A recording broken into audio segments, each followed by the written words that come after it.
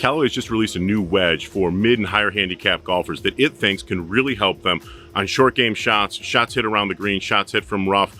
The Callaway Mack Daddy CB wedge. The biggest difference that players are going to notice right away when they take a look at the Mack Daddy CB is that it has a significantly wider sole. It also has perimeter weighting. Callaway wedges, just like most wedges out there, are designed in a muscle back style. There's not a lot of perimeter weighting. There's not inherently a lot of forgiveness that's designed into the club.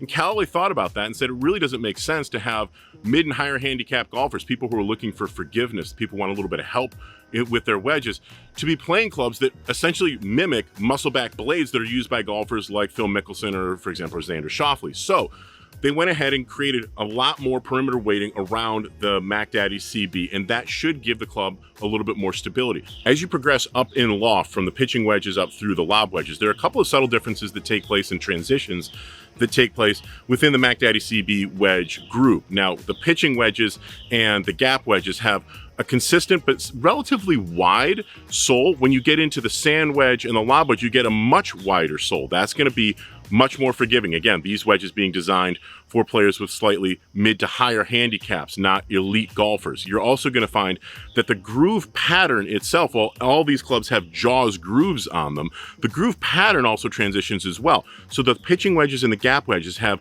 an iron style looking face, but when you get into the sand wedges and the lob wedges, you'll notice that the groove covers the entire hitting area of the face, much like some of the higher toed versions, the Phil Mickelson, the PM grind wedges have this.